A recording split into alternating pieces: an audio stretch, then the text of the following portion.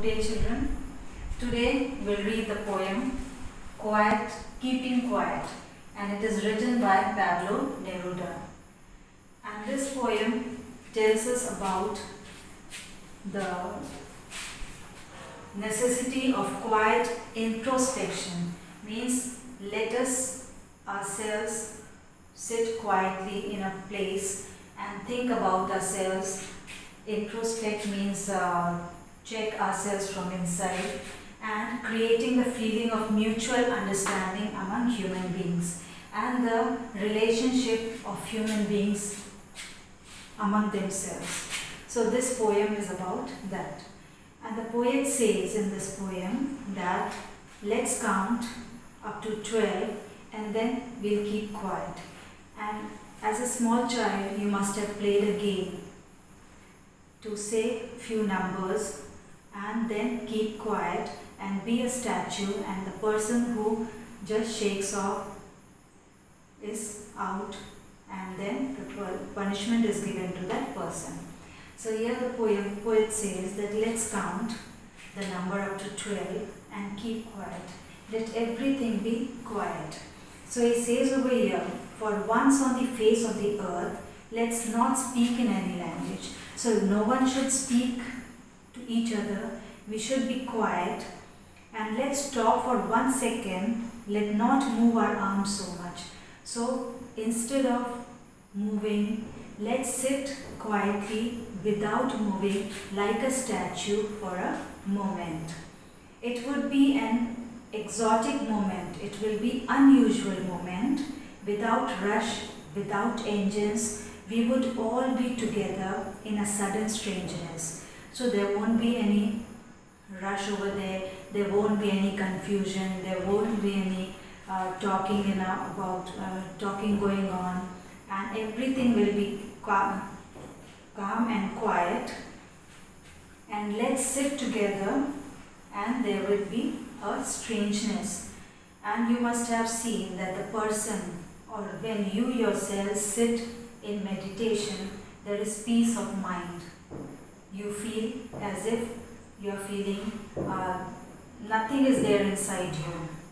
So the strangeness comes. Fishermen in the cold sea would not harm whales, and the people, fishermen, should not go to the sea and harm the fish or the whale. They should not catch them, or they should not hurt them. And the man gathering salt and the people who work to make salt, they also should look at their hands for a while, that their hands are wounded because of the salt. And those who prepare green wars, and you must have seen that now Pakistan and then China, all these, they are trying to have war, and they are said to be having war with gas. In the poem it says, wars with gas, war with fires. So what they should do? They should not do all sorts of these things of war. And those who are preparing for green wars means they are cutting down the vegetation, they are cutting down the forest and all, they are disturbing the balance of nature. So they should not do that, they should stop. And they said that they enjoy, they are feeling very happy over the victory, means they have got victory. Those who have fought the wars with gas, fire and the green wars, they are enjoying themselves, they are enjoying the victory. And he says that those people, they should stop war, they should wear the clean clothes, they should come out and they should walk with all their friends, all their enemies, and see how peaceful we feel, how happy we feel doing nothing, and then we'll sit in the shade. What I want should not be confused. Though the person is saying, the poet is saying that what he wants to tell is that you should not get confused at all. He is not saying that there should be total inactivity in the world. And life is all about You know, when the life is going on, there is so much danger of death all around because of great population, vehicles, all that creates death.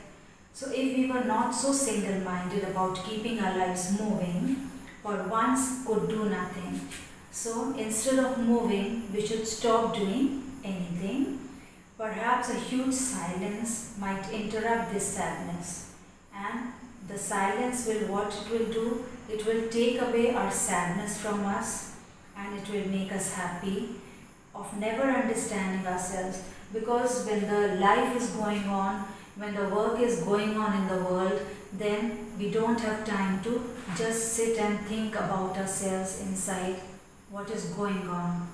So when the poet wants us to sit down and think about ourselves and examine ourselves from inside, what kind of people we are. Perhaps the earth can teach us as when everything seems dead and later proves to be alive.